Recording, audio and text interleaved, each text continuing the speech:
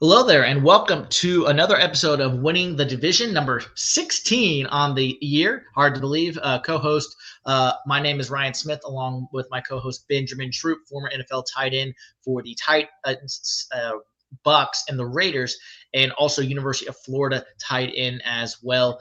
And Ben, we have our special guest coming on in just a little bit, but before we get into him, let's go ahead and just get into your themes from this past week, week 14 of the NFL season. What did you see that stood out to you? I remember this time last week, Smitty, we was talking about them Rams, right? We were saying, man, there's something about this NFC West. Like, no one really wants to. Obviously, we talk about Seattle being the best in the West. Arizona's playing well. 49ers get a big win. Matthew freaking Stafford. It's like every time we count the Rams out, they come and have a performance to make us go, hey, man, we might have to be scratching and clawing to get in if we get in, but we're not going to go away quietly into the night. I was really, really impressed, by Matthew Stafford. Obviously, unfortunately, I root for a team in football that doesn't really care about winning games. Like, I don't know what's going on with the Falcons. I don't know what's going on with Kirk Cousins. I mean, everybody made it about it's all these reunion tours, all these teams, players going back, Saquon and Derrick Henry and all these new faces and new places. Sam Darnold put on a freaking clinic. Him, Jordan Addison, and Justin Jefferson put on a freaking clinic. And while I still think that Raheem Morris is the guy, why won't they just, move on for Kirk Cousins and go, and go with the young guy, go with Michael Penix? But that's another story for another day. The Eagles, while they did get a win, something we talked about earlier in the day, Smitty, what's going on with the passing game of the Eagles? Like, they're getting it done. But, Devonta Smith and Goddard and obviously A.J. Brown, those guys are saying, look, man, we're going to have to find a way to get this thing going because we're not going to be – because when teams just, really like try to take Saquon away from us, what are we going to do? And the Panthers did that for the first quarter. And that was without Derek Brown, which was stunning. Absolutely stunning to me. And then the second half happened where Saquon got his yards, and that's to be expected. Yeah, I think the thing about Saquon is it's hard to keep him bottled up because you're gonna. It's like early success with Saquon is great, but continual success is the hardest thing when it comes to him. And I must say this: I was very impressed with your Panthers. I was very impressed. So was I. I mean, Bryce shook off the interception, bad read by him, too much air on the ball, and they scored off that, sure. But you shook it off, and then he played outstanding down the stretch. He had, I think I was telling you this offline this morning, 3rd and 11, about 2 minutes to go, and we were back in our own end zone on 3rd and 11. He shook off, I don't think it was Jalen Carter, but it was somebody else. I don't remember who it was. Shook him off, and then scrambles to his left and then completes a dot down the field to Xavier Legette to like the 40-yard line for a first down and like 20 yards more. And so, I mean, and yes, Legette obviously is the main man this week. Shannon Sharp's already gone viral with his stuff about Legette saying, man, you got to catch that ball. This is next time. What are you doing, buddy? I know you're a rookie, but you got to catch the ball. And he's right. He's got to catch the ball. He will learn. But yeah, I mean, that upset, Ben, would have been better. Would have been better for the Panthers than had they beaten Kansas City. That's how good Philadelphia's playing right now. That's how good their defense is right now. I think personally that would have been a bigger upset had they upset Philly than Kansas City based on Kansas City's close calls. But, like you said, it's the NFL. You can't win them all. And the Panthers are in I think it was Mina Kimes of ESPN that tweeted this out. The Panthers are in an enviable position where they essentially they know they have their quarterback for the future, and now they don't have to panic in the top 5, 7, whatever they end up finishing, and they can just go get that best player available, whether that's on the defensive end or whether that's a bona fide number 1 receiver for Bryce, and they can just go to work around him for these next 2 years with that rookie contract that a team like the 49ers is just starting to figure out will be paying Brock Purdy very soon. But yeah, so those are and my themes. I would say besides the Panthers, obviously that Bills-Rams game was outstanding football. It was. That was really good to see. Seahawks-Cardinals was a very underrated game. Geno Smith coming through once again. Kyler Murray did not have his best game. And then what was the game I was going to say? The Steelers-Browns game, surprisingly, had some pretty good moments in there with Russell Wilson, George Pickens. Like you said, Kirk Cousins didn't play Haven't so well. haven't lost since Russell Wilson has become the star. They haven't lost. I mean, really, and obviously Kansas City finds a way again. Late game heroics, either for them or against them. They still, only one loss in Detroit.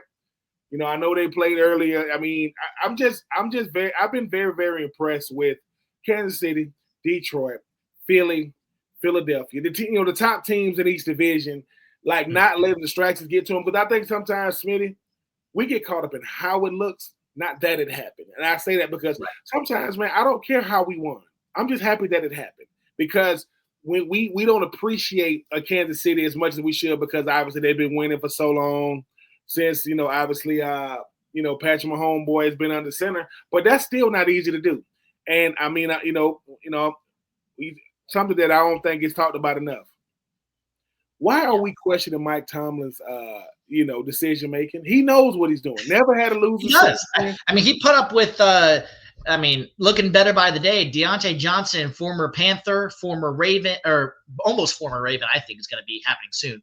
And then obviously Steeler for the first few years of his career. I mean, and then he had Antonio Brown when he was with the Steelers as well. I mean, Mike Tomlin just puts up with some guys, and he just does it. He is what he is.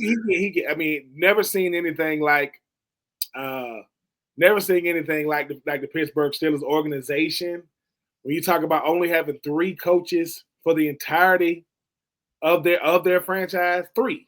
I mean, there are certain teams that go through 3 coaches in 3 years, and they've had 3 in the history, of their franchise. But yeah, Mike Tomlin, I know everybody wants to say that the best coach in NFL is, Andy Reid, and rightfully so because he's winning Super Bowls. But I just think that when you talk about the mind of Mike Tomlin, Mike Tomlin is, they say he got a bunch of sayings, but one that stands out, he said, it's not what you're capable of doing, it's what you're willing to do. And you have to be a willing player to play for a guy like Mike Tomlin, that Pittsburgh still away. But shout out to the Steelers, man. Shout out to Russell Wilson, who everybody thought this time last year, had put together a Hall of Fame career, when he was with Seattle, goes to, the Broncos, and people was like, dude, like, who is this guy now? Gets hurt the first, 3 or 4 games of the year, and then here he is now, just finding a way to chug it along, got it going. So shout out to them Steelers, and like I said, very, very impressed with your Panthers because I think sometimes we can't measure progress the same way. This is a bottom line business when it comes to NFL. Wins or losses, we get it. We got to take that trade and put it to the side. But when we talk about progress, you mentioned Shannon Sharp talking about Xavier Legette. You got to make that catch. That's saying, the ball was there. You got to make that catch, Legette, because that is the difference in being a number one. Because when you're a number 2 receiver, Smitty, I hate to say this, a lot of people can be a number 2 when you got a good number. Now, Adam Thielen is a number 1. We definitely gonna have to get another number 1 in 2025. But Xavier Legette got to know, hey man, this is the National Football League, and I know you are a rookie, but you well into, you still got 4 games left in the season. To where when I was in the NFL, we only had 16 games. Now you start talking about being able to add another game. You got to find a way to make those plays, because when you become the number 1, which I definitely think he has the ability to do, they're going to be counting on you to get open on double coverage, make that catch regardless of the coverage and regardless of the situation. But I do like Shannon Sharp because, like I said, Smitty, remember I told you it was easy to blame everything on Bryce, and now that Bryce ain't the problem, which I don't think he ever was the problem. Right. Now you kind of get to see. And I know y'all, Ricky Brooks. I know he's going back to the IR. I saw that. He's going back. Yeah, that's right. Well, before we get our guest in here, still waiting on him for the next few minutes. Let's go ahead and get to our not players and players of the week, as we have been done on a weekly segment here for a while now. I'll go ahead and go first. A little biased, but my player of the week is Bryce Young. He did so many good things against this Eagles defense, which is no slouch, by the way. It was in Philadelphia, and the Panthers took the lead a couple times in this game, and Yes, Bryce was held back by some drops, and he had a costly interception that the Eagles scored off of eventually. But as a whole, Bryce Young played nails in this game. He had some dot throws. He had 7 elite throws in this game. And it's just outstanding football by Bryce Young. And then my not so players of the week is really just a team. The Jacksonville Jaguars and Tennessee Titans team was just absolutely just horrible football. If I'm just going to be quite honest, Jacksonville and Tennessee was just god awful, and I just don't want to spend more time about it because our guest is now here. So before we lock him in, Ben, go ahead and do your not so players of the week. My not players of the week is simple. I mean, Kirk Cousins. I mean, I'm just sorry. 2 interceptions, 23 or 37, 344 yards of Kyle Pitts. Kyle Pitts had 1 catch for 14 yards. 1 catch for 14 yards. My player of the week, Sam Darnold, 22 or 28, 347 yards, 5 touchdowns to Jordan Addison, to Justin Jefferson. And my not team, my group is the Atlanta Falcons, just awful. And I just put the Tennessee Titans. The fact that they lost to the Jags beat them. So that is my group. That is my not players of the week, and that is my players of the week. All righty. Well, without further ado, I'm going to go ahead and log our guest in here today. He is formerly of the San Francisco Chronicle, now works for The Athletic as an NFL writer. And this is someone who's a fan I've been of a long time from his work. He does a really good job on pretty much everywhere you can catch him on a lot of different things. He's written so many books, Kurt Warner, John Elway, and the like. But his latest book is The Why Is Everything, a story of football, rivalry, and revolution. Let's welcome on to Winning the Division with Ryan Smith and Ben Troupe, the legendary Michael Silver. Mike, how's it going, buddy? Great. How are you guys? We are doing outstanding, man. It is so good to have you on. Welcome to Winning the Division. You got a Panthers fan in myself, Falcons fan, and Ben Troupe. But we're NFL fans also as well. We just a lot of topics discussed here on Winning the Division. Let's go ahead and just get right into it. Let's start with your book, The Why Is Everything. Let's make sure people know about this book. Why did you write it, first off? And just give us a synopsis. There you go. Yes, right on the screen for everyone. Go get available that wherever books are sold. Got it. Yes, sir. Go wherever you get wherever your books are required. Amazon, Barnes & Noble, wherever. But Mike, tell us about this book. Why did you write it? And just what is the synopsis of the book? Okay, well, first of all, Ben is much more than a fan. Ben has game. So, I appreciate that, Mike, man. I appreciate always a joy to cover Ben and watch him do big things on the field. And, playing in the NFL is hard, and trying to control what goes on on that field is a really, really challenging endeavor. But coaches always think they can do it somehow. And so, I covered the 49ers early on in my career, and Mike Shanahan showed up as their offensive coordinator in the early 90s as an embattled guy. He had been cast off as a Raiders head coach after a very short time, LA Raiders. He got fired by Dan Reeves in Denver, accused of insubordination, basically like, you and John Elway are running your own shadow offense, which in retrospect, maybe they should have been. And he was trying to rehab his reputation. And Steve Young, who, as great as he is talent-wise, was never good enough for the fans in San Francisco because he was following Joe Montana. And together they did great things, won that incredible Super Bowl 29, and then Mike Shanahan goes to Denver and puts it outside zones. So that's kind of the jumping off point. And then you get that Washington staff in the early 2010s with Kyle Shanahan, Sean McVay, Raheem Morris, Mike McDaniel, Matt LaFleur, all now NFL head coaches on this great staff. And the way they think about football, the way, as Ben knows, for so long, so many coaches have kind of been like, don't ask me why we're doing this. It just works. You're not supposed to ask.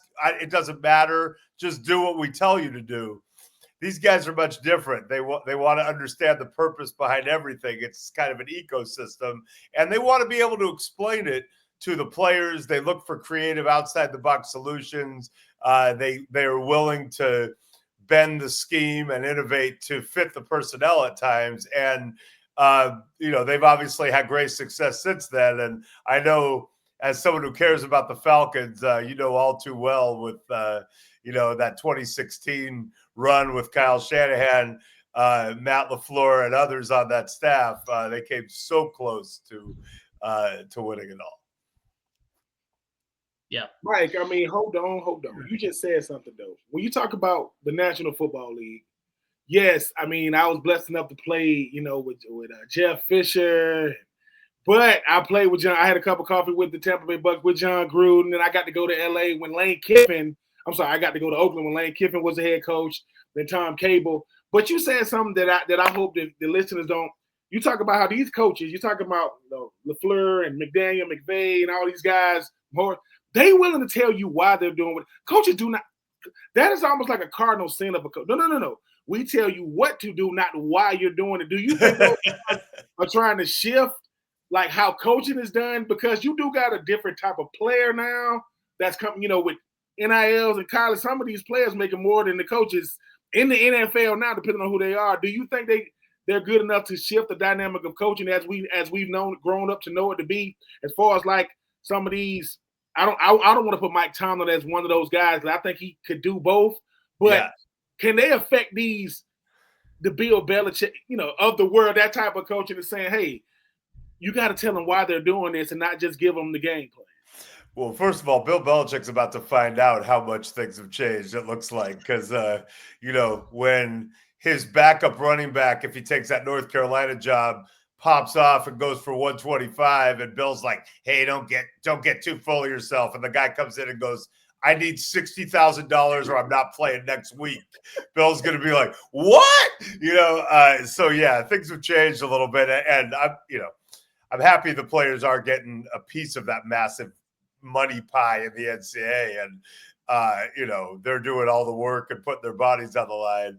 But yeah, it is a much different game. So yeah, I think it's changing, Ben. It just, you're always going to have kind of that old school strain running through, where it's like coaches tell you what to do and you just do it. But I think they have found that their players respond really, really well when they understand the reasoning behind it, because, it doesn't feel like someone's just asking you to run through a wall, metaphorically, because they just want you to. It's like, no.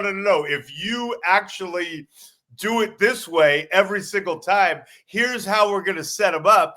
And then it's good, then we're going to get them. And then when it starts to actually happen that way, people vibe on it. It's kind of cool. You go into a game feeling empowered that we've been doing this all week. And man, when we catch them on this thing that we set up with this earlier play, it's going to be hot. So I do think, because these guys are having so much success, it is making a mark that way. It's funny. There's a passage in the book where Kyle Shanahan, his first NFL job is as a quality control coach in Tampa, working for John Gruden, who has that massive playbook and the long play names and Kyle is young, but he's, people think he might be a little entitled or a Nepo baby because his dad was who he is. And he's not really, worrying about his reputation, where he's disguising his cockiness. And at one point, he would start to say things, where John Gruden would have him running slants in practice. And Kyle would be like, we can't do it this way. Everybody's slant is different. How's the quarterback going to know? Everybody has to run it the same way, and was very focused on the detail. But John Gruden's kind of like, who's this young dude, coming in with this attitude? So it is a pretty funny part of Kyle's origin story. And then a really great thing that his father, Mike Shanahan, told him early on was, and it's something Mike Shanahan had kind of learned at a clinic watching Bill Walsh when Mike Shanahan was in college. But Mike Shanahan said, if you want to be great at this, you can't just know one side of the ball. So I know you want to do offense, but now you're in Tampa. This is the greatest staff of defensive coaches you're ever going to see. It's Monty Kiffin, Mike Tomlin, Raheem Morris, Joe Barry, Rod Marinelli. He told Kyle, when you're done with your offense every day, go sit in on their meetings and learn how defensive people think of this stuff.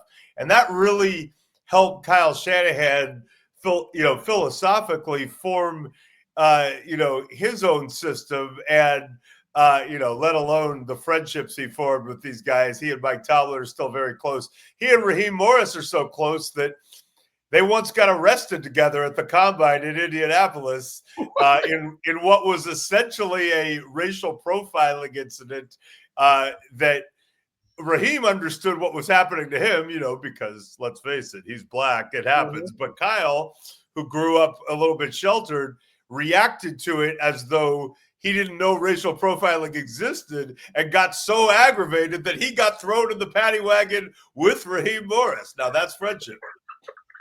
Yeah, that's quite a story there, Mike. That's something our listeners will definitely. I guarantee you, Raheem was amping those freaking cops up, and then he amped them up, knowing, listen, if I'm gonna get thrown in the paddy wagon, at least I'm gonna get my 2 cents in. And Kyle is probably like, do you know who my dad is? Yeah, we know who your dad is. You ain't your dad. Put your hands behind your back. Yeah, apparently it's in the book. Apparently Kyle was asking for badge numbers. This is in downtown Indianapolis. Kyle was essentially asking, where's the manager? Tell me what the manager is. He went full Karen. I want to see your badge number. And that didn't go well. And then the best part is Raheem was actually like a position coach at the time. Kyle was a QC. The Raheem part got kind of lost. The big story became Mike Shanahan's son got arrested. And Kyle Shanahan said they used some picture of him being drunk in college, like on ESPN. And Kyle's like, that's not fair. That wasn't even from that night. But he kind of became the poster child for entitlement and had to wear it a little bit. And they both come a long way. They're still very, very close. I mean, incidents like that will bond you. That is beautiful. Yeah, that's a great story. Well, Mike, speaking of Kyle Shanahan and the San Francisco 49ers, I've heard you on a couple of different podcasts kind of talk about this, so I apologize if some of this is regurgitating a little bit. As a Panthers fan, I am very familiar with Christian McCaffrey and his injury history. Very familiar. And unfortunately, he is now out once again. Talk to us about this offseason for Kyle Shanahan and the 49ers. Brock Purdy, he's probably going to sign an extension. I'm just going to guess on that one. And then they're going to lose a lot of people this offseason, particularly to salary cap constraints and that new contract that Purdy has down the pike. And, a guy like McCaffrey's turning 29 in June. I think he'll be around, but some of these other guys, Kittle, Debo, maybe some others may not be. So what are you looking for from this 49ers team this offseason? I know you're plugged in there and have been that team just about better than anybody on the planet. Well, winter is coming, and they knew this, and part of it is salary cap structure because they will pay Brock Purdy, and now instead of having a quarterback on a rookie deal, you have to make some harder decisions and can't pay as many guys. But part of it is that's going to be an excuse, as the cap usually is, and Ben knows this. They'll be like, oh, man, the cap. If they want to fit it, they'll fit it. But, part of it is life comes at you fast in the NFL, and guys get older fast sometimes, and a lot of these guys, if they're not chronologically old, have played a lot of hard football. Debo Samuel, George Kittle, you mentioned, those guys play hard and take a lot of hits. And so I think they're going to have to take a really hard look at their roster and just decide who is ascending, who is plateauing, who is declining. B, you kind of have an excuse if they don't make a crazy run here and get back in the mix and compete for another championship. Now you can kind of take a step back and say, okay, we're rebooting, we're building around Purdy. McCaffrey will stay. Just what he allows Kyle Shanahan to do schematically with his versatility alone, I think will make them desperately want to keep him. But, Bosa, Fred Warner, and a couple other guys, Diamador Lenore, they just paid. But, yeah, you try to get younger and cheaper at some other spots and faster. So all that is kind of in play. If they somehow go on a run and win the Super Bowl, then, yeah, blow it up. Why not? If they don't make the playoffs, then, yeah, you're going to somewhat blow it up. If they get weirdly back in that middle ground and make another run and get close again but don't close the deal, will they be tempted to try to Band-Aid it and try one more time? Maybe a little bit, but I do think it's going to be a pretty tumultuous offseason, and that team is going to have a lot of new faces in key spots next year. And Purdy, like any quarterback who gets paid, is going to be expected to elevate. I mean, obviously, you got the quarterbacks that's gonna get paid. That's already gotten paid. You see what Patrick Mahomes is doing. You see what Josh Allen is doing. I don't know what's going on in Cincinnati.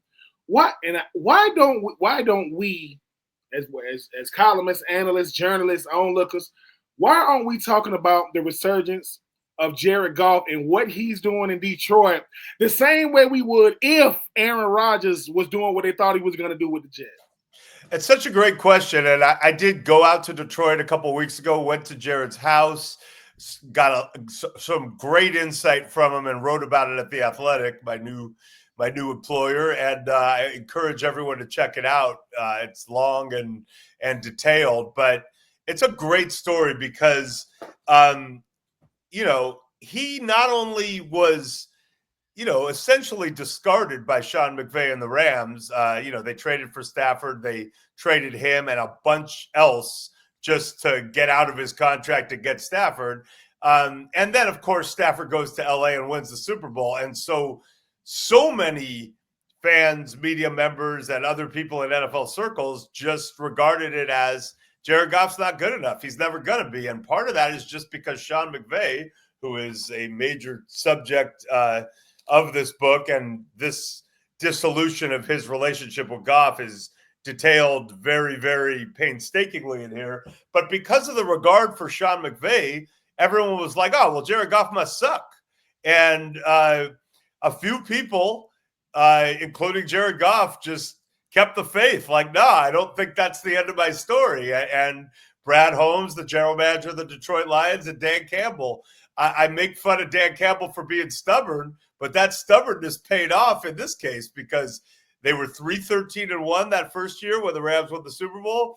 They were 1-6 to start the next year. Jared Goff, after they dropped to 1-5, told me he went into a meeting on Tuesday in Dan Campbell's office thinking, oh, this has got to be it. I mean, we've lost too many games. He's going to bench me. And Dan Campbell was like, no, man, I'm sticking with you. And Jared finally says in the meeting, you know what?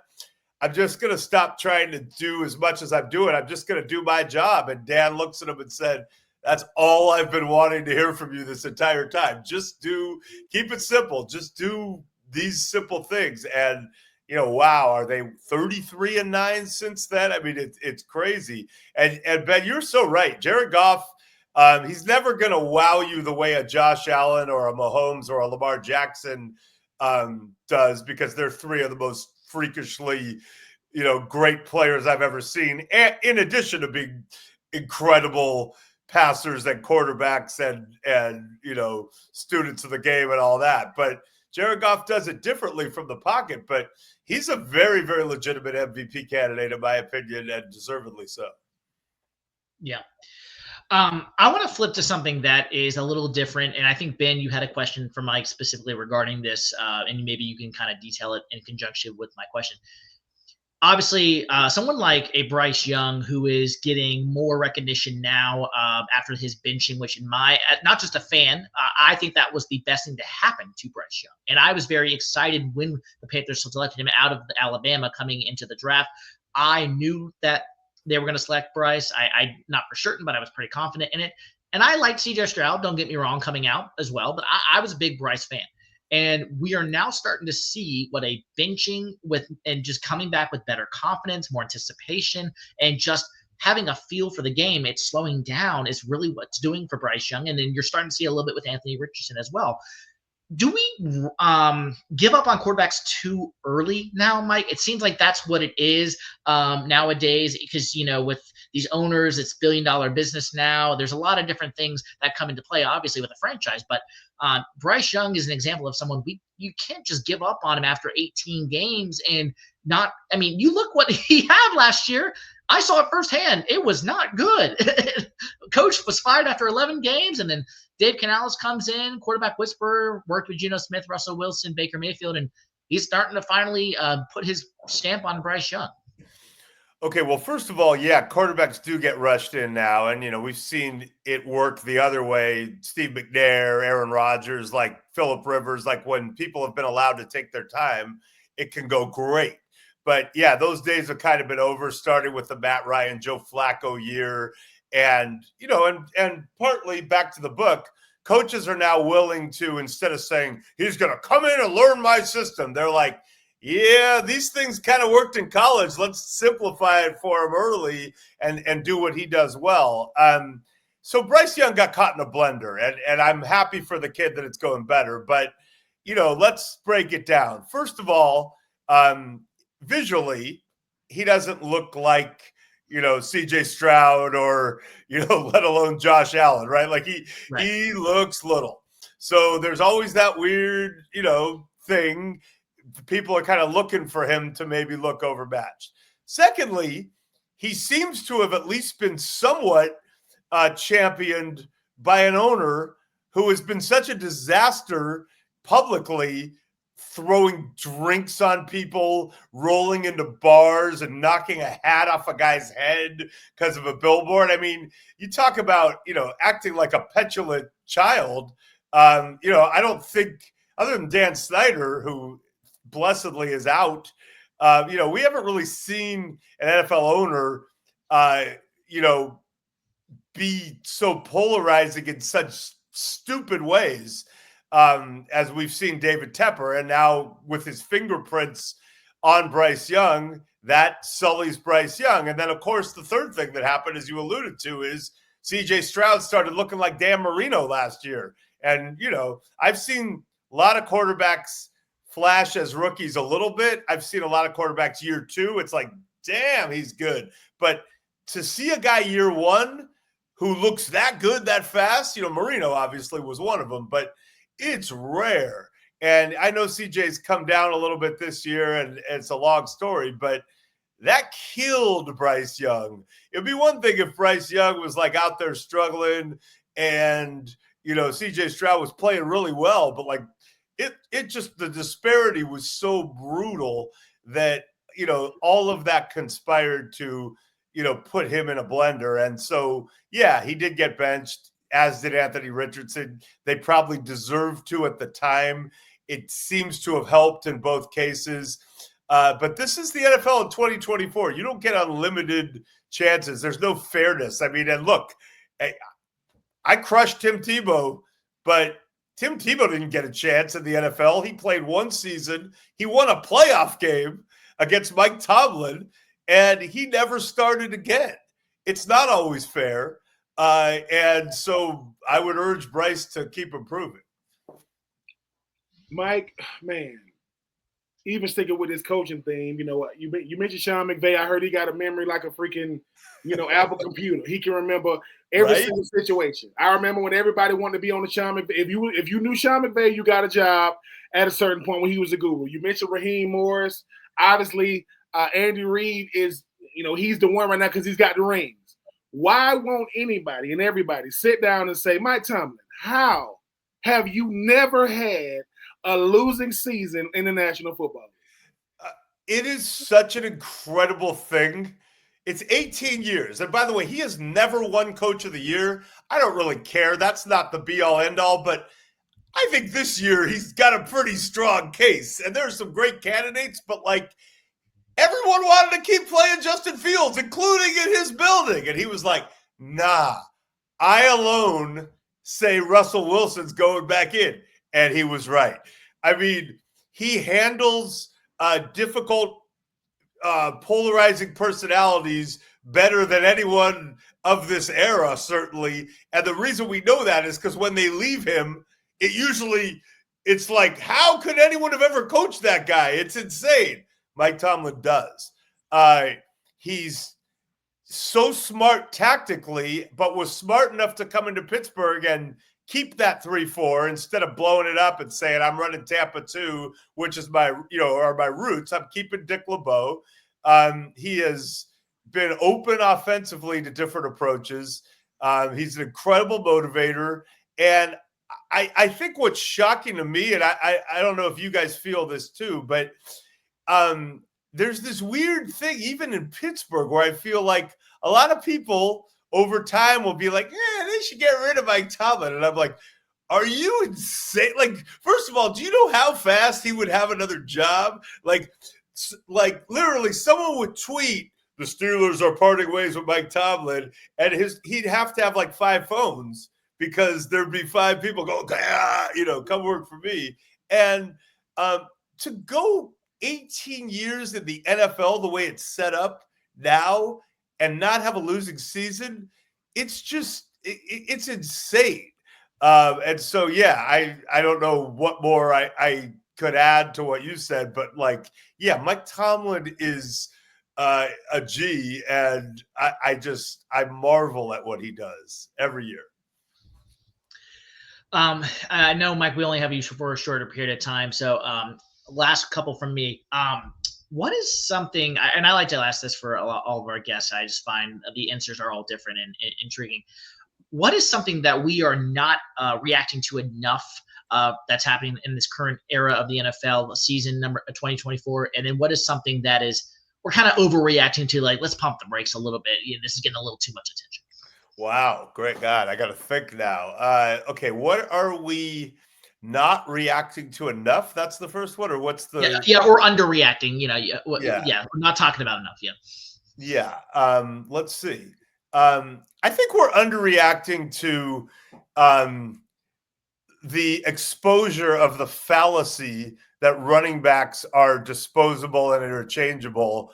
When maybe like an average running back can be replaced by a little less good running back, but when you got Derrick Henry, I don't want to hear that stuff. You can't find another Derrick Henry. He's big, he's fast, he gets stronger as the game goes on. He's tireless. I mean, he's one of the best running backs I've ever seen. I think he's the best running back of his era, and it's not even close. So, they get old sometimes and they fall off, but gee, he went to Baltimore, and guess what happened? He's one of the best players in the league, and he's helping them, ascend as an offense. Okay, let's go to Saquon Barkley. I don't know. We could probably just replace him with someone else. We'll just let him go. Gee, what happened? He went to our division rival, and he might set the rushing record for it now, albeit with an extra game. But he's having one of the best seasons in recent memory by a running back. And the Eagles, who looked like they were going to struggle after a terrible collapse last year, are in position to maybe get home field advantage. I mean, it's don't fall for that idiocy. And that doesn't mean you pay any productive running back who's old a lot of money all the time, but don't think of it that way. A great running back is a cherished commodity. I mean, I know Ben agrees with me on this. Oh, absolutely. I mean, as a person that wasn't known for my blocking skills, I appreciate every great running back that I played with. And and I played with Steve McNair and guys of that nature. But you are a writer. I was blessed enough to publish a book, and my best friend that wrote the book with me, he's a writer, thank God, because I looked up ghostwriters. I said, well, I don't think my book is coming out. If I got to pay a ghostwriter, it's not coming out. I say that to say, but I say that he would say to me, BJ Bennett would say, books write themselves. He said, listen, they're already written. Jerry Rice, Dennis Rodman, Kurt Warner, Natalie Coughlin. You talk about the wise everything. Mike Silver, Bay Area legend. When it comes to the penmanship, you only get one of two that you get to write with: Steph Curry or Marshawn Lynch. Oh man, that is such a great question. Well, you see that Cal helmet behind me, so it's kind of. But I don't know, man. I mean, I think I would probably. I mean, I did a book with Rodman, so I can handle Sean, right? You're just replacing. It's more weed and less booze, but still, and listen, maybe I'm uniquely equipped to handle that assignment. I don't know, as writers go, but I would just say, I feel like Sean is so unique in the way he expresses himself, his story, his love for his town, which I love too, Oakland, and it's so authentic that I would probably say him. But if I had to just, guilty pleasure, if I had to spend 2 hours watching an athlete perform in any sport at any time, I think I'm taking Steph. I mean, listen, I grew up in LA, but I was born in San Francisco. So I was a Warrior fan, the only Warrior fan in my school growing up. And all the Laker fans used to make fun of me, all my friends, including a dude named Steve Kerr, who I grew up with. And guess what? I won in the end. But so, when my childhood team, the Warriors, and my childhood friend became the coach, and I watched Steph very, very closely, this whole time. And very early on, I was like, this is a once in a lifetime. Like, I got to cherish. I never take it for granted. Just cherish what this is. But then, like, dude, Game 4, 2022 finals in Boston, pretty early in the game, on my family group text, and all my kids are crazy Warrior fans, my wife. And I was watching my wife. Our 3 kids were all over the place. And I said, there's a word that I'm not going to say until they get this game, if they get it. And at the end, I just texted Jordan-esque, because that's what that dude does. It's crazy. So I'll probably do the book with Marshawn, but if part of doing the book with Steph was me just getting to watch him courtside, like, for a few months, I might just take that for the viewership. Last one for me, Mike. I know this is a podcast, and you can't say everything that you can say if we're talking all in person. So, what is it? Give us a crazy story, something that you may not be public knowledge, something that it's safe to tell, doesn't get you into trouble, that our listeners would just find fascinating from your time covering the NFL and your different people that you've written about with your books. Give us a story. Give us a scoop of something that would be insightful. Oh, man. There's so many good ones. Okay, I'm going to try to think of something. Ben, what year did you come to the Titans? I got to the Titans in 2004. Okay, so Steve McNair was there in 2004, 2005, and Vince Young got there in 2006. So Steve was already entrenched. So Steve's rookie year, it was clear that he was not going to play right away, but he was drafted high and obviously incredible potential from a smaller school, right? And at the time, they were like, well, we're just going to bring him along, at least give him a redshirt year. So back then, they were training at Tennessee State in Nashville. Not a great training camp setup. It was pretty bare bones. And I showed up for when I was at Sports Illustrated as part of my tour, and knew Jeff Fisher very, very well from his time as an assistant with the 49ers. So I always got treated really well in Titans land. And so I was all excited to talk to Steve McNair, even though he wasn't the starter yet. Jeff had told me, like, hey, man, Mac, he's going to, he's going to be the guy. So they put us on just some little bench, and the starter at the time was Chris Chandler, who was a veteran. And I'm kind of talking to Steve, and he's being very polite. He's calling me sir, and I'm just trying to, get him to loosen up a little bit. And at one point I said, so, in what ways is Chris Chandler, kind of helping you out as you acclimate to the NFL? And Steve looked at me like this. Help me? He's not trying to help me. He's trying to hurt me. and it was on the record too. And dude, I almost spit up my drink. It was so funny. I'm like, okay, because you know how it is. Some NFL players, when they get to be veterans, are like, I'm gonna try to mentor these dudes, and I'm not gonna give them the keys to my job, but I'm gonna, for the team, I'm gonna try and teach them a few things. It sounded like in Steve's case, that's not what was happening, at least at the start of his career. So I appreciate the honesty always, and man, what a thrill to cover him. And that Super Bowl, look, Super Bowl 34. I did a book with Kurt Warner, so him winning that Super Bowl, we sold the book right afterwards, was a good thing for me. But I was so close with Jeff Fisher, and I love those Titans teams so much that I'll never forget Steve McNair going like almost fully horizontal on that last drive and refusing to get sacked and getting up and completing a pass. And of course they finished half a yard away from tying that up at the end. And man, so many fun stories. you'll notice I didn't tell you any of the drunken ones or the ones that, there's some statute of limitations ones, but I tried to keep it PG. Yeah. And Mike, before I let you out of here, I mean, I'm a country boy from Georgia. I was blessed to do some incredible things athletically. One of the ones that stands out the most outside of trying to pick up the Jake John Gruden West Coast offense.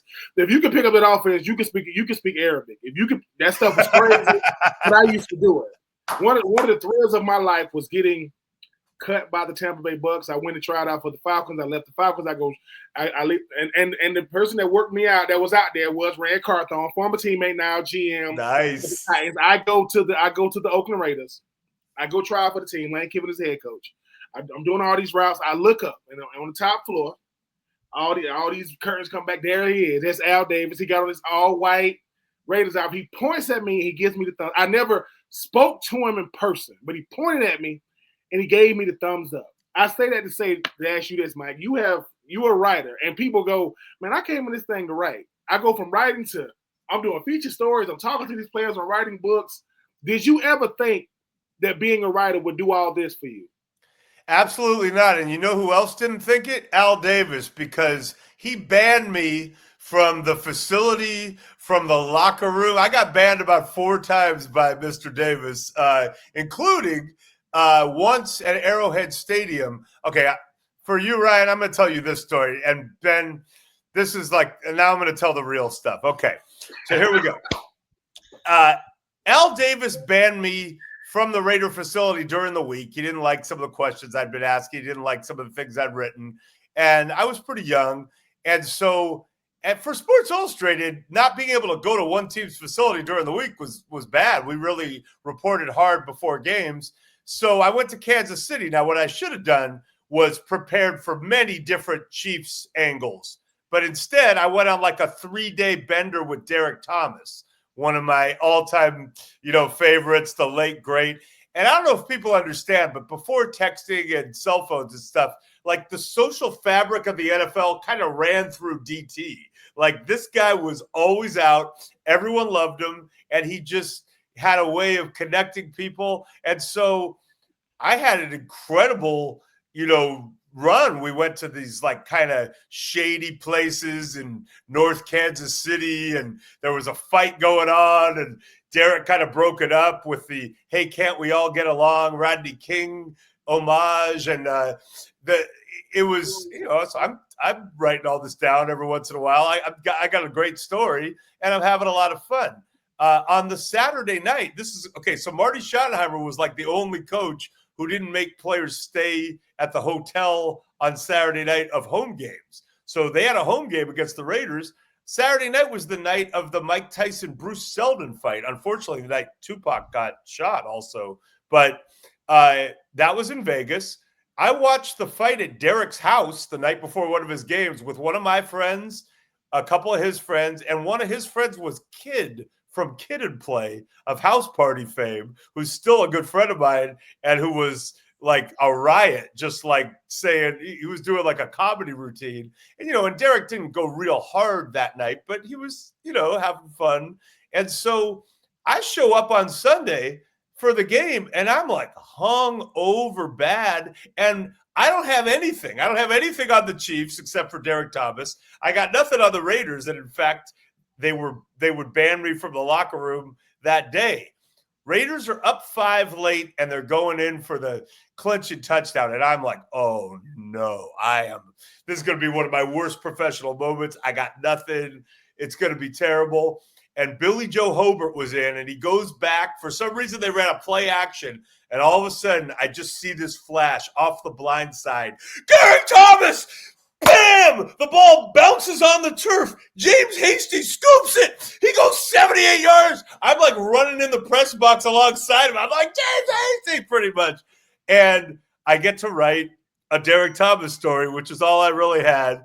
And luckily, I got saved. So Al Davis ends up getting fined $25,000, which was a lot in the 90s, for me, not for him, but for, a normal person. I'm like, wow, I'm worth $25,000 to, not go in the locker room. Jim Rome calls me up and goes, hey, will you come on my radio show and talk about it? I'm like, sure. So I say, like a little dick that I was like, hey, Al, next time, let's cut out the middleman. Just give me like $17K and I won't even show up to the stadium. And I'm sure he loved that. But there you go. So that involves alcohol, dangerous circumstances, the late, great Derek Thomas, my personal self-interest as a writer, and getting banned by Al Davis. Now, that's my best story. 25. I got Al Davis to pay $25,000 of his own money because you banned me. Hell yeah. I love that. I love right. that. And Amy Trask still, who's a friend of mine, still laughs because she had to sign the check.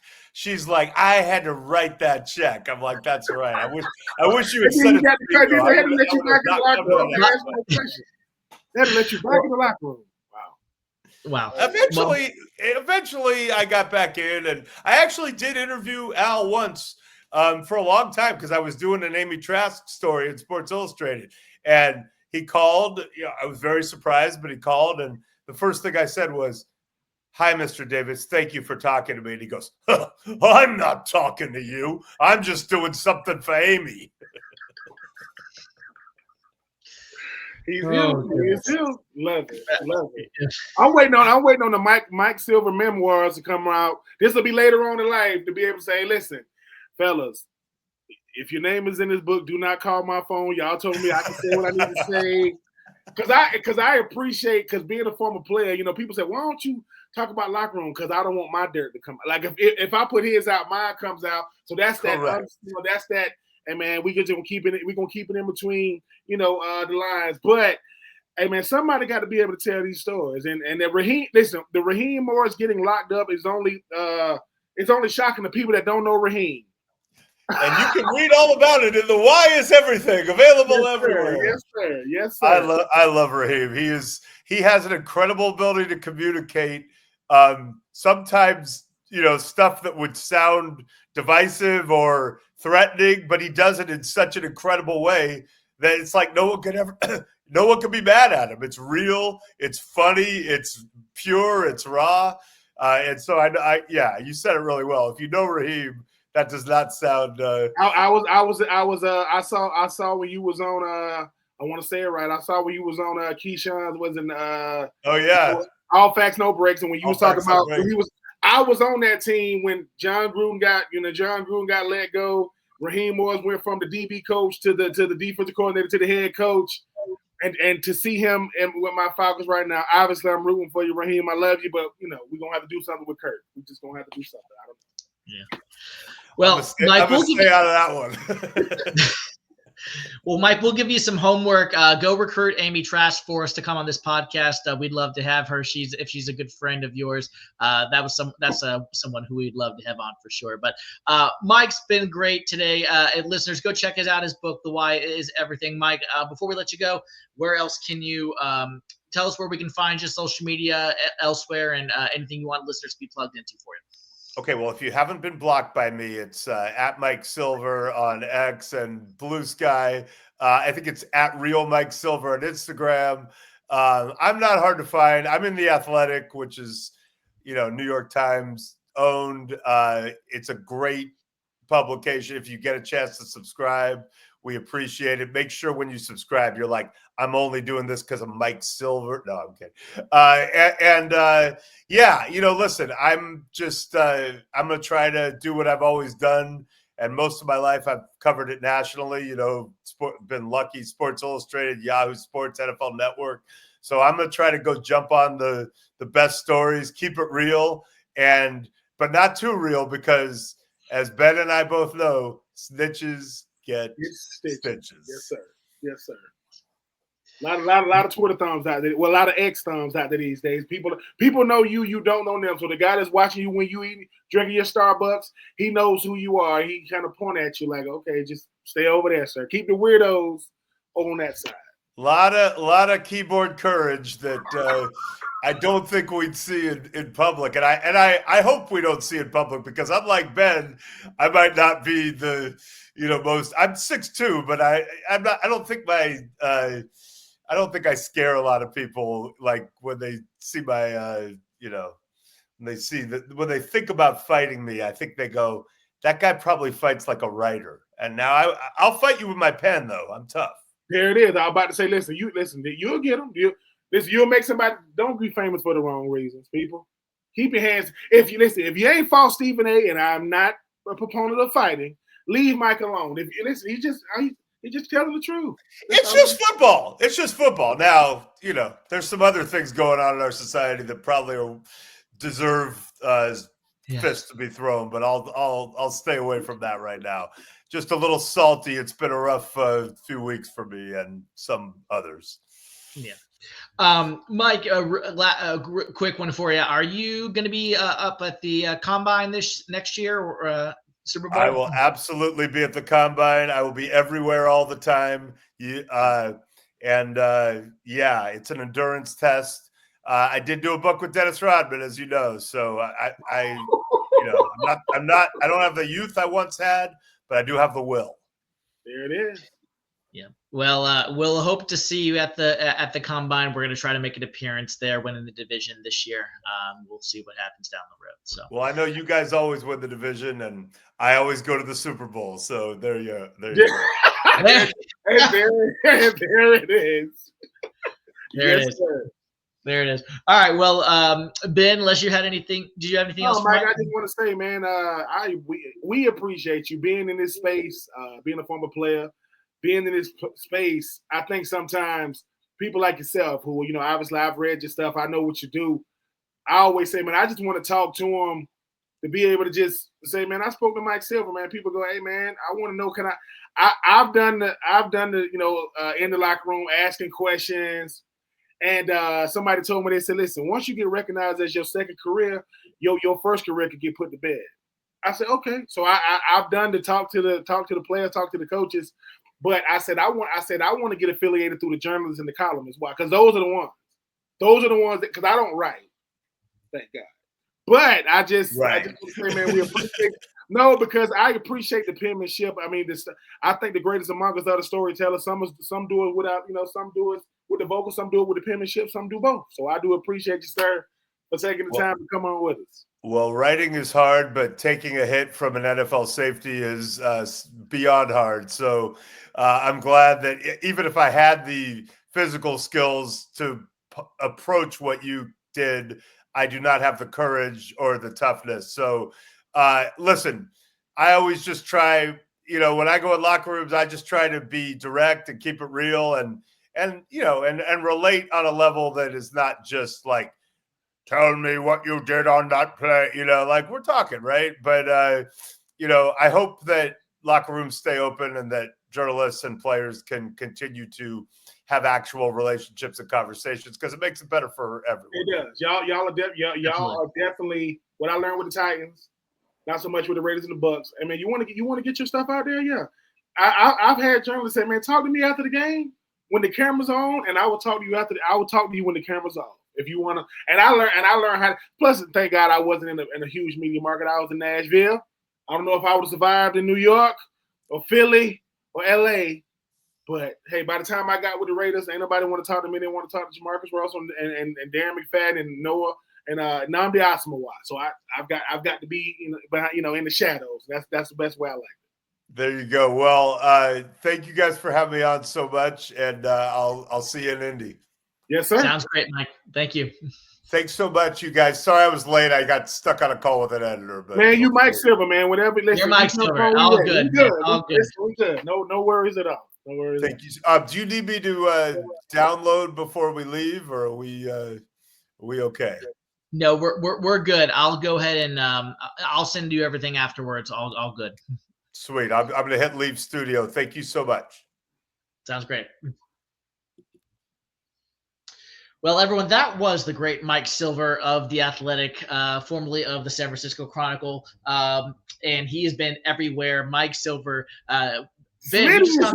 No. Let me tell y'all about Smitty. You just talked to Mike Silver. That was a great conversation. No, we're not going to do this. Mike Hill, Jason Fitz, Mike Silver. Listen, let me tell you about Smitty real quick. Now to get in his business. Smitty is a family man, girl dad, like myself. He has two. I have three, but he has two little girls. I have two little girls. But Smitty hit me up. We talked to each other after the show, before the show. Smitty be like, Smitty say, listen, I think we got Mike Silver. This is how he'll say it. I'm not gonna fanboy it on the phone. Like, yeah, you can get him, right? And here's the thing: Mike Silver, Mike Silver, not only came on, apologized for being late, gave us stories that's not in the book, exclusives. Listen. One of these days, Smitty gonna really tell me who he is. He might be like a prince or something from another. I'm just saying he ain't keeping. One day I'm gonna just go to his hometown. I'm gonna say, "Do you know Ryan Smith?" They're gonna say, "The Ryan Smith." Yeah. I don't know if you want me to give you out this information, but I can listen. Mike, we do appreciate Mike Silver coming on, and I'm telling you, Smitty, when it comes to this business, right? We podcast for real over here, people. Like, we really do this. Like, you know what I'm saying? Like, we here, family man doing it. But go ahead, Smith. I just want to make sure and give you a flower, sir, because you have built relationships through honesty, transparency, and consistency. And we just had the great Mike, Michael Silver on. So, hey, man, next we might get Mike Tyson next. We had Mike. Listen, I'm just saying, Michael Jordan, if your name Mike, come through, man. Come Mike Vrabel is currently not a head coach. Listen, Mike Vrabel, you know what I'm saying? Mike Allstott. I'm just saying. Don't keep going down the line. Yeah, exactly. Michael Crabtree. Just saying. Yeah, it's Michael Irvin. Yeah, keep going with the playmaker. Yeah, exactly. Yeah. So many different things, but yes, Mike Silver, great guest to have on here on Winning the Division. Before we leave you guys for this episode and get into our previews for next week, let's go through some notable headlines, injuries, and transactions, and Ben will have you react. So Panthers running back Jonathan Brooks tears his ACL in his right knee once again. Same knee he injured last year at the University of Texas. Not very unfortunate news there for the Panthers rookie running back. Veteran corner Steven Nelson unretires and is going to be signing with the Kansas City Chiefs. Raiders quarterback Aiden O'Connell day-to-day with a knee bone bruise. And Bill Belichick on the Tar Heels coaching job on Pat McAfee show today, he simply just said, "We'll see." He did confirm he had conversations with UNC, with North Carolina, but as far as him actually going to North Carolina, he's just said, "We'll see." So, thoughts on some of those news and notes? Obviously, I feel awful for Brooks, man. I mean, obviously starting the season on the PUP list, I think, and then able to come off to then go back on, well, not the PUP list, but to go on IR. I'm just wishing him, I think the thing about it is, Smitty, when it comes to injuries in the NFL, it's not a matter of if, but when. When you start having them, how do you bounce back? The great Steve Smith Sr., who came off an injury, actually led the league in catches and yards a year after he came off his, I think it was a knee injury or leg injury, a torn ACL. But, with the Nelson coming out of retirement, hey, man, look, congratulations to you, because most players, as a retired player, no. You can have that. You still got that. You still drink milk. Probably can get up out the bed real easy. Congratulations, Miss Nelson. As far as Bill Belichick, I'm not the all-time winningest coach in UNC history was Mac Brown, who was at North Carolina. He was the all-time winningest coach the first time he left UNC and went to Texas. He was all-time, came back. I guarantee you Mac Brown has something to do with this hire, right? When it comes to Bill Belichick. Here's the thing. I heard through the grapevine, Smitty, that Bill Belichick said he wanted to coach at a college that has an NFL type, they got like an NFL type atmosphere. That is not UNC. Listen, some of the nicest colors and uniforms in the game. As a person, listen, I just got me and the missus, we just got back from Charleston, South Carolina. Beautiful city. I know about the blue. I know about the blue in Carolina now. I know what it, symbolizes and everything. Smitty, you and I both know if you coming out right now at the college, you are not going nowhere to Bill Belichick said. You are not. You ain't going no UNC because if Bill Belichick had all the control, even though I don't think he got all the control now with NIL, whatever. Love Bill Belichick and what he meant to the Patriots. Bill Belichick is not a college coach. Listen, if UNC want to get him, get him. But I want to hear these press conferences. And you mentioned O'Connell. I'm hoping for a speedy recovery for him as well. Let me really quickly, as I do every week, since we're running a little short on time, I'm not going to do my normal a lot of overreactions, but let me give you a couple to overreact to. This is again, I take all the storylines throughout the weeks that we just had and kind of give you what I'm kind of starting. And so I'll give you. I'm only going to give you two today. One's a layup. I'll go and give it to you.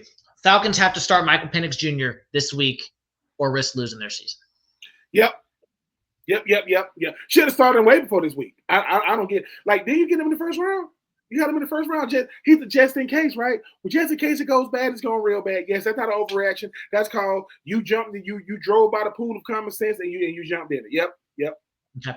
And then number two, after this weekend's loss in Los Angeles, the Bills defense, they're not good enough to win an Arrowhead against the Chiefs in the playoffs. I think this defense is going to cost them when it's all said and done in the playoffs, and they're going to fall short of that Super Bowl expectation that a lot of people have for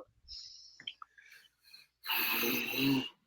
I think you own to something, Smitty. I just think it's a week-by-week type thing because the thing about the Bills, that's probably what frustrates you if you are a Bills fan. They'll look like world beaters, and then they'll look average. Like, it's like, what is going on? I just think it's more of a time and place type thing. Like NFL, look, that other team, they professionals too. They pay them too. But do I feel good about them going to Arrowhead and winning? No, I do not, because you know why? You know why, Smitty? It's hard to beat a team twice. They've already beaten Kansas City this season. I don't see them beating Kansas City twice. So, yes, you are on to something, though, no doubt. And I'll give you a third one because I just happened to think of it when you were talking about Detroit and Green Bay a little bit earlier. Is Dan Campbell's recklessness going to cost them a trip to the Super Bowl with all these fourth down aggressiveness? You 3 for 3 in the Green Bay, and then the second half, and their own, I think it was the 35-yard line. And then at the end of the game, it's like, Dan, you made a 38-yard field goal to win the game. Don't try to get the first down and run. Just kick the field goal. You're going to win the game more than likely with under 30 seconds left. Kick the field goal on fourth down. Then his recklessness is going to come out to bite them eventually.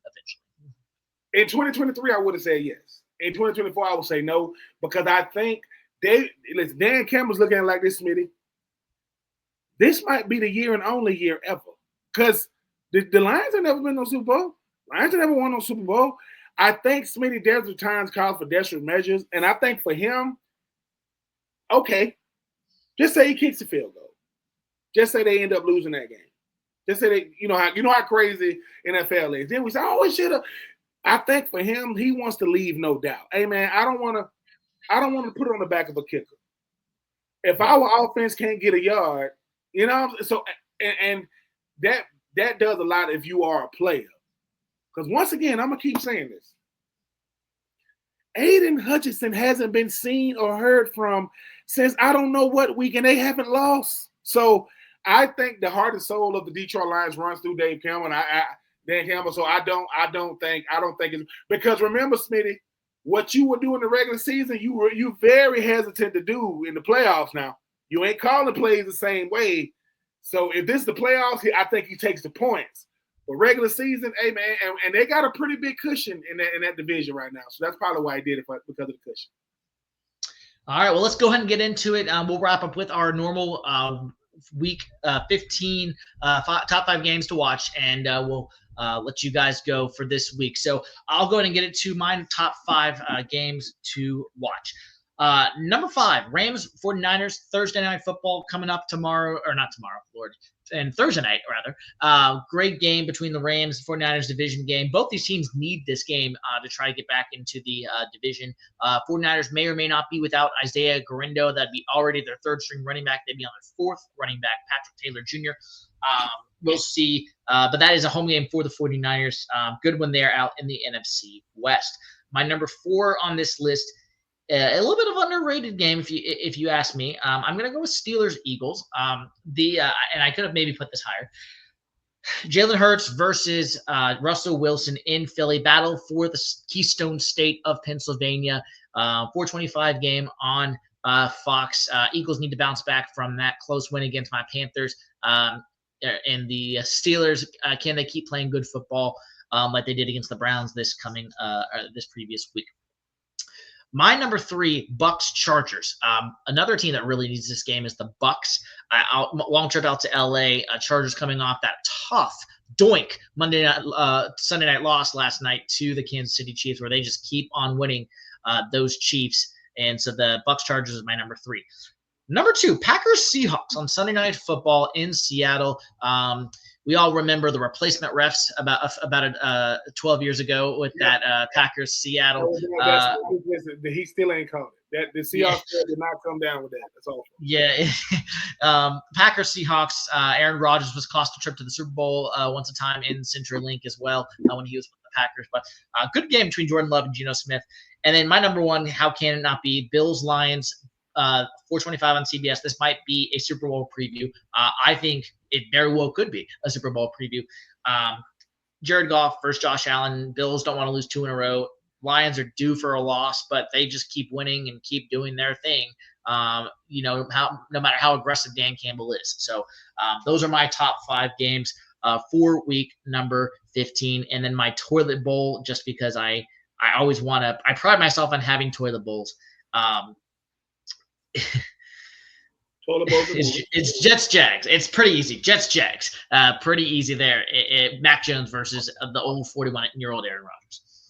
Well, my toilet bowl game. I mean, I had Jets Jags, but I also had Falcons Raiders. I mean, I want the Falcons to win, but it's just hard to watch. It's Monday Night Football. It's hard to watch right now. Shout out to Brock Bowles, man, who is the all-time leading receiver for tight ends for a rookie, broke Kyle Pitts record, who would just happen to be the other tight end.